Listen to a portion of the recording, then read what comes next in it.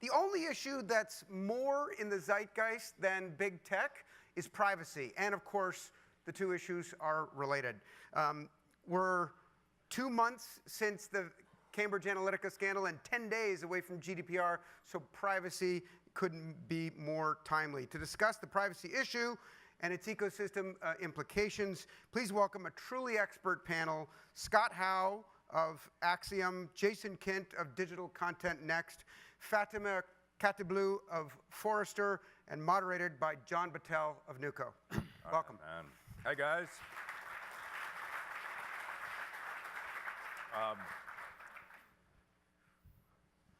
Sit as you will. There we go. How many of you guys have been to every single DMS? I think I'm almost in that club. I think I missed one. This is like a standing room only. And to follow Scott, by the way, Scott, thanks for that shout out. Continuity of stage, because I don't know how else we can really follow that. Although my guess is that if Scott started the pylon to the large tech companies, we may end up continuing that pylon. Because the topic that we have to discuss today is privacy, and there's many ways to discuss it. In terms of the impact on our ecosystem is certainly one, but another one is to think about it from the point of view of the actual human being whose privacy is being put in jeopardy. And so I want to suggest that that's our framework as we have this conversation, even if we go deep into the impact of GDPR on our current businesses and things like that. So I want to start with sort of an open question for you guys, which is when you hear the word privacy, how do you define it? What does it mean?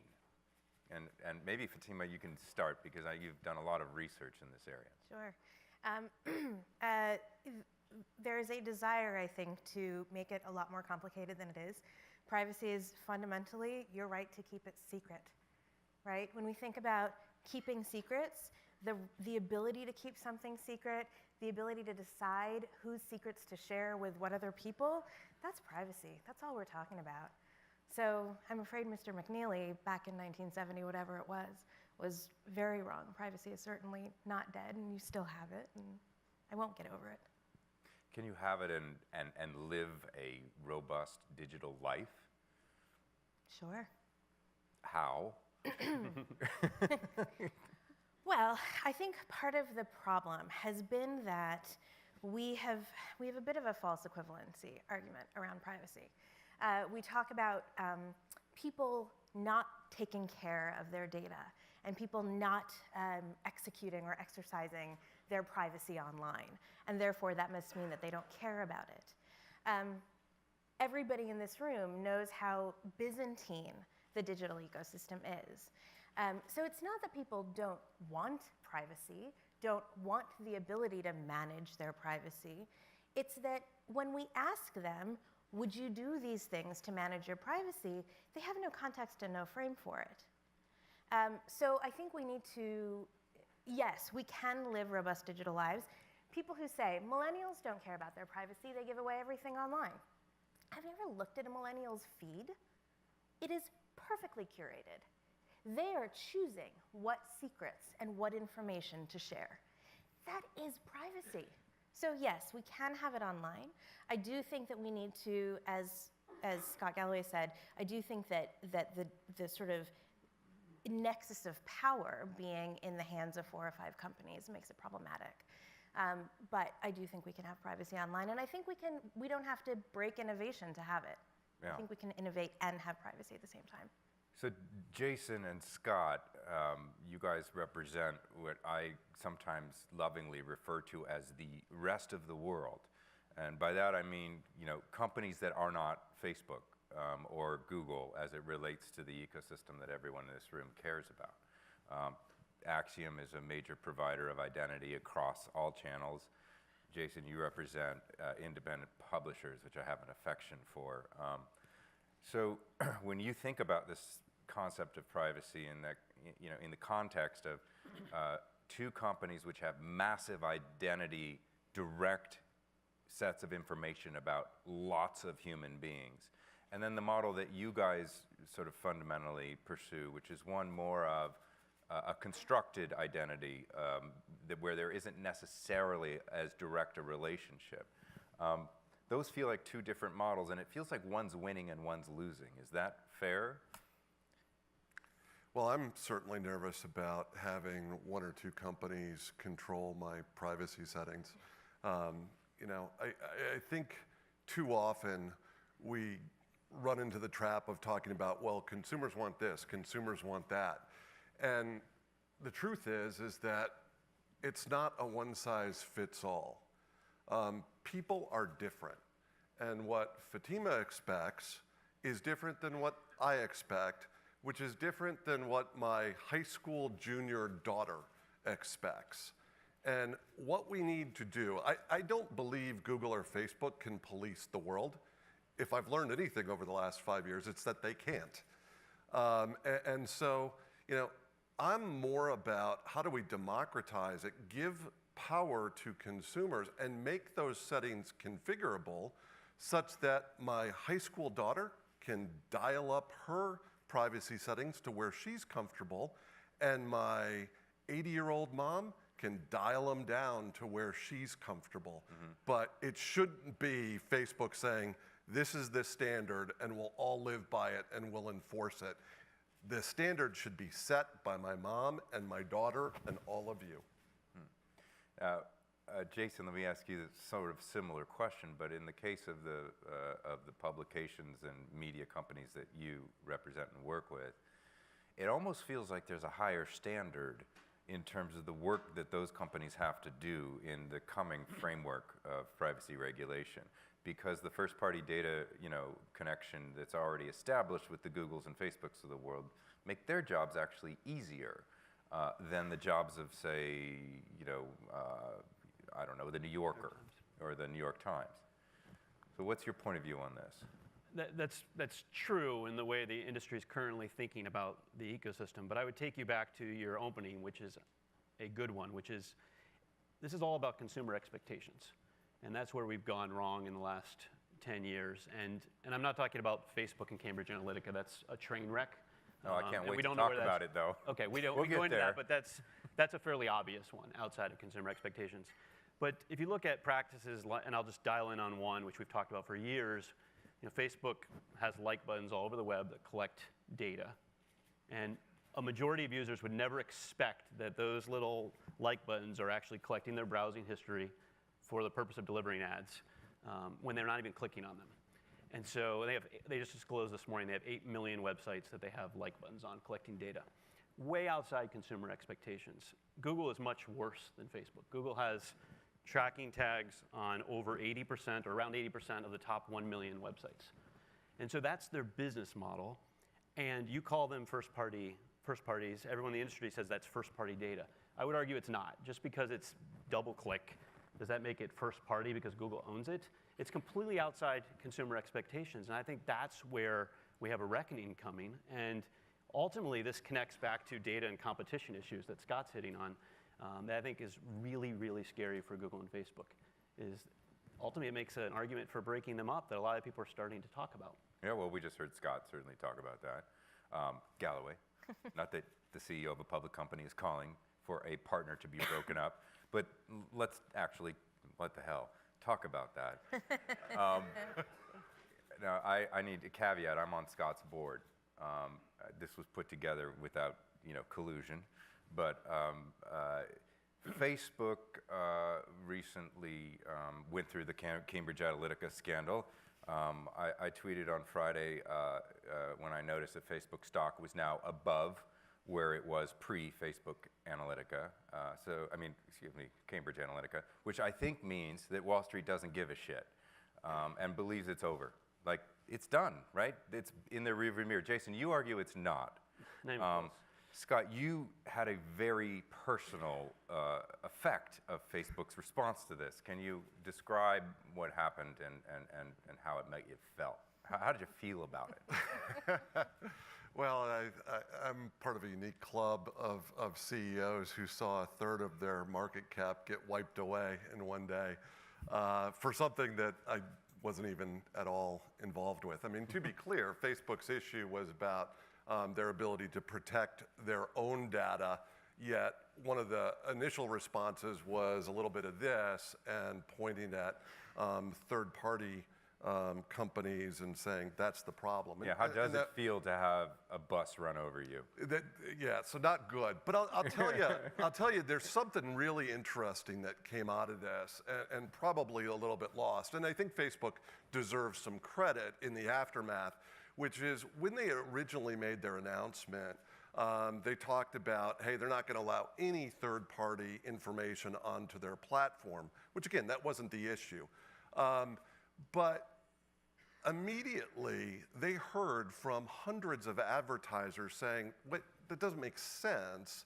This is how we work with you. We develop models, and we don't want to go plan a campaign in your proprietary system, which is good for you, but bad for us.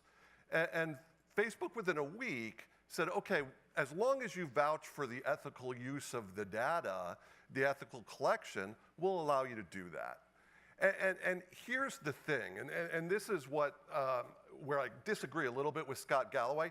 I'm not going to rely on the regulators to regulate this industry, because that's going to take forever and they're going to get it wrong. What I will rely on is the power of the advertising dollar. When Mark Pritchard says, this is how I want to do it, or when General Motors says, this is how we're going to do it, then all of a sudden, the Facebooks and the Googles and every company in the ecosystem pays attention. And the analogy I would use, and many of you, I mean, like I see Dave Morgan in the front row, he lived this with us, that about 15 years ago, very analogous, AOL had a proprietary system called Rain Man. Yeah. And at the time, they said, this is how you're going to build creative, and this is how you're going to track it on our system. And for a couple of years, everybody went along with that, because AOL was the biggest game in town, and you had to have your $20 million a year portal deal on AOL if you were an advertiser of any substance. I mean, Sir Martin lived this. He was part of the pressure that got them to change. And once a few advertisers said, that's not how we're going to do it anymore, and we're not going to spend with AOL, after about 6 months, AOL said, hey, we're going to be open. And that's all it's going to take, is for advertisers to push back and say, we don't want to work in a world where your walls are thicker and we have no visibility. Remember who's driving your market cap, all that revenue, it's us, it's our advertising dollars. And if that behavior changes, I guarantee the bad behavior that Scott Galloway talked about will change. I really want to believe you, but I don't. And the reason is this. Jason, I want you to back me on this or not. And Fatemeh, I'd be very interested in your point of view. There are 5 million advertisers on Facebook, of which only 5,000 have those kinds of budgets. The other 4,900,000 XXX are like, you know, guys who run limo services and, you know, and Russians promoting dark pages. They don't give a shit about the things you're talking about. As a matter of fact, as soon as Pritchard pulls his 100 or 200 million off of Facebook, they will rush into that gap and probably pay more.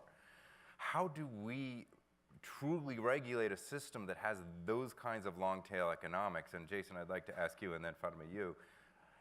Can we get the consumer to give a crap? Can we get them to care enough that regulators will actually start to listen?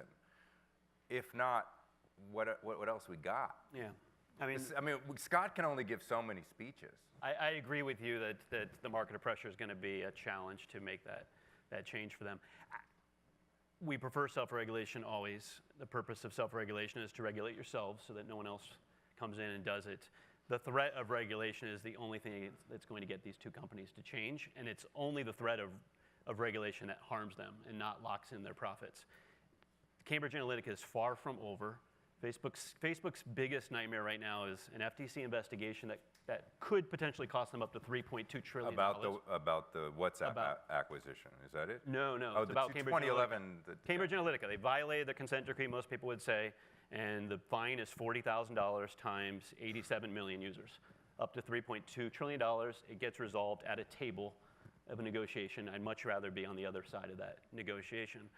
with the federal government. So that's scary. There's 37 attorney generals investigating Facebook, and Google's got the competition commissioner in Europe that's scaring them. So that right there, and it's only going to get worse in the next 6 months to a year, is what will drive them to a better self-regulation scheme. So I think in a perfect world, yeah, advertisers would drive this bus, and advertisers would say, we are the source of your market cap, and we're going to change the way you play. The problem is marketers aren't asking the right questions. And I have yet to see a single study that proves to me the longitudinal, long-term value of hyper-personalization and micro-targeting. We're measuring the wrong metrics. Is it really actually increasing customer loyalty? The people who can answer that question are vested in not answering that question. So I don't think it's going to be marketers and advertisers, because I don't think they're looking at the right numbers. I do think from a regulatory perspective, in the US, it's going to come down to states. I live in California. The ballot initiative is going to pass. How do you vote against privacy in this day and age? It needs a 66% majority vote, and it's probably going to get it. So when that passes, we're back in the world of what car manufacturers are facing now. Do I produce 2 versions of Facebook?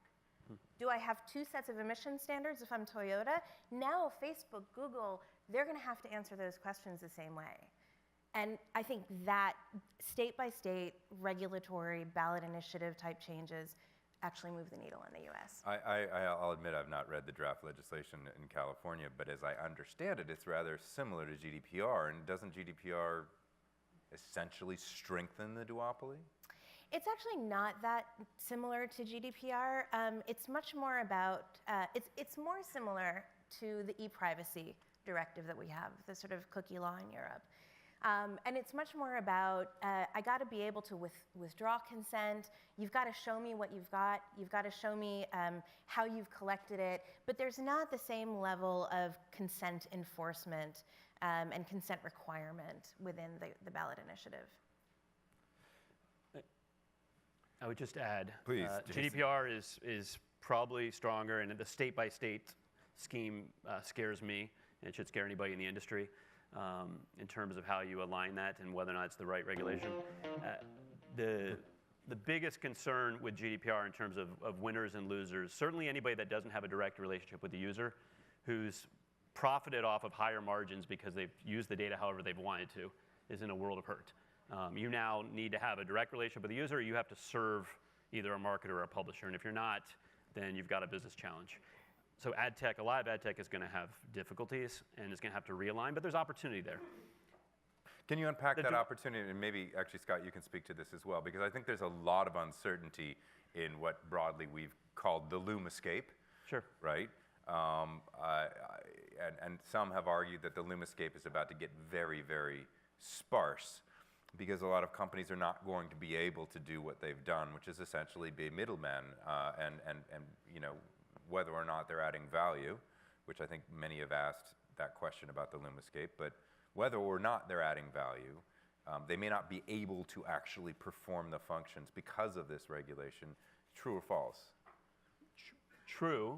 And let's simplify the ecosystem. You've got consumers, we get that. You've got advertisers that subsidize a lot of the content. You've got publishers. A controller has to serve the consumer and be able to get consent from the consumer, or argue that they provide more value to the consumer under something called legitimate interest than they do harm. So any website or app is in a position to be a controller, and should be. The other companies are all automatically processors, or should be processors, where they're either serving an advertiser or they're serving a publisher. And they're then providing value to the ecosystem. The companies that think they are controllers but actually don't have any relationship with the consumer, that plan to keep using the data however they want, those are the ones that are in a world of hurt. And I would argue Google and Facebook, and we've done considerable legal analysis on this, have a lot of risk that's not currently captured in their business, because they're going to need to be able to justify getting consent for things like, and they're trying this for DFP, a product that's actually, let's remind ourselves, it's DoubleClick for publishers. It's intended to serve the publisher. Google's trying to be a controller going forward for DFP. there's not really much of an argument necessarily for that. And so that's where the rub is. And I think they're also constraining your entire ad tech marketplace by saying we're only going to allow 12 vendors to be on the consent page. Yeah, well, they picked that number because it's how many eggs are in a carton? So you've got thousands of companies in LUMAscape, and 12, Right. including Google, are going to be, and 8 on the marketer side, I think is my recollection. So that's, I'll pause there. Go ahead. I'll link your past two questions together. I think that things like the California ballot initiative are a threat to the LUMAscape. And again, if you draw from the lessons of history, like look at nutrition labeling in the quick serve restaurant industry. McDonald's was very quick to embrace a patchwork of state regulations, and they immediately went to the highest common denominator pending federal legislation. And what happened is the compliance burden of a whole lot of small restaurants trying to figure out how do we need to label our menu in California versus Massachusetts versus Oklahoma, and trying to comply with that became overwhelming. McDonald's immediately said, I will go to the highest common denominator, and what happened? The big got bigger and the small were shaken out. And so as a room, recognizing that there are a lot of smaller tech companies in here, we really need to push for a standard federal mandate for legislation. I'm not necessarily optimistic that that's going to happen for some of the same reasons Terry talked about, but I know it won't happen if we all oppose it, because the opposition to that is the worst thing that can happen to us. Having to comply with 50 different legislations is a tax on everybody in this room. Yeah.